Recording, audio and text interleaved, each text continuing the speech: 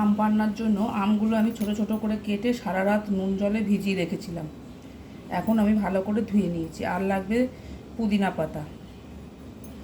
আর আমি এতগুলোর জন্য আমি 5-6টা লঙ্কা নিয়েছি। এগুলো এবার পেস্ট করব। এবার একটা মিক্সিং বোল নিয়েছি, নিয়েছি মিক্সিতে আমি করে নেব, পেস্ট করে নেব। তো আমার এতগুলি একবারে হবে না, আমি বারে বারে করে নেব। 2টো কাঁচা লঙ্কা দিলাম। এবার দিয়ে একটু জল দিয়ে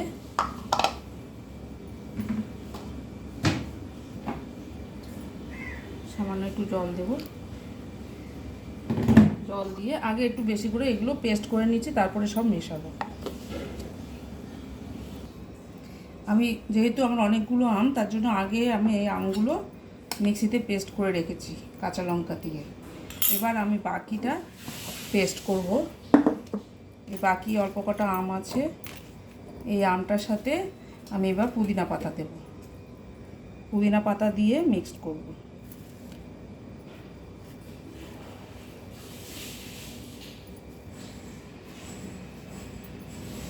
পুরোটা আমার একসাথে হচ্ছে না, তার জন্য পরে করছি।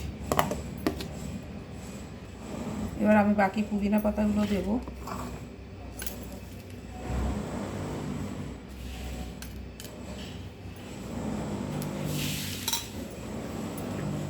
এবার দেব আমি বিট নুন।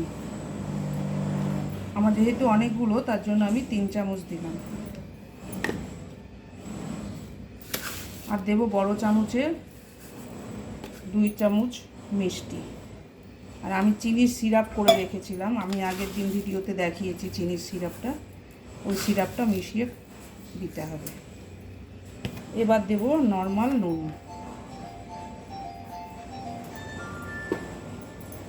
এটা এবার আমি মিক্সিতে পেস্ট করব।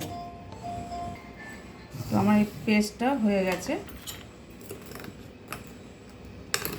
এখন আমি এটার সাথে মিশিয়ে নেব।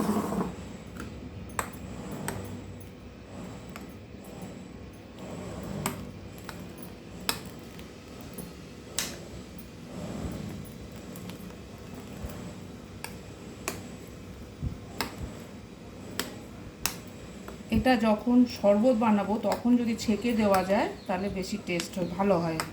একটু ছাঁকা থাকে, সেটা মুখে পড়বে না।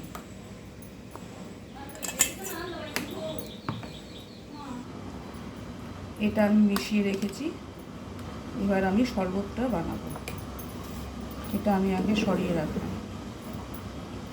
একটা কাচের গ্লাসে আমি একটা ছাঁকনি নিয়েছি। ছাঁকনিতে আমি 2 চামচ মতন এটা দেব।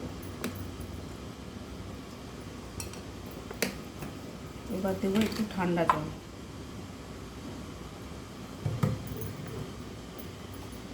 ঠান্ডা জল দিয়ে এটা ছেঁকে ছেঁকে দিলে ভালো হয়। আর যদি এটা পুরোটা ছেঁকে রাখা যায় তো খুবই ভালো। তো আমি এখন এইভাবে করলাম, পরে এটা ছেঁকে রেখে দেব।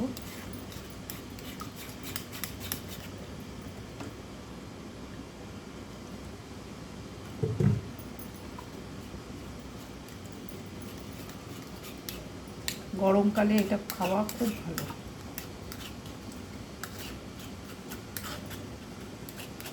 এটা বানিয়ে ফ্রিজে 1 মাসের মতো রাখা যাবে।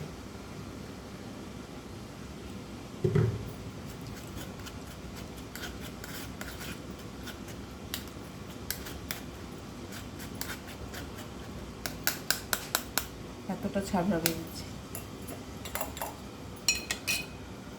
এরপর আমি দেব, আমি সিরাপ করে রেখেছিলাম 1 চামচ সিরাপ।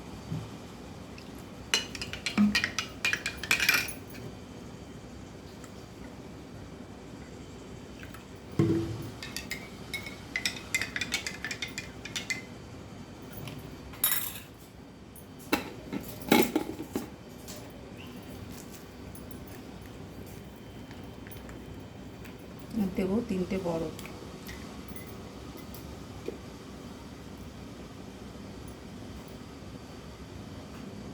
এই হলো কাঁচা আমের শরবত।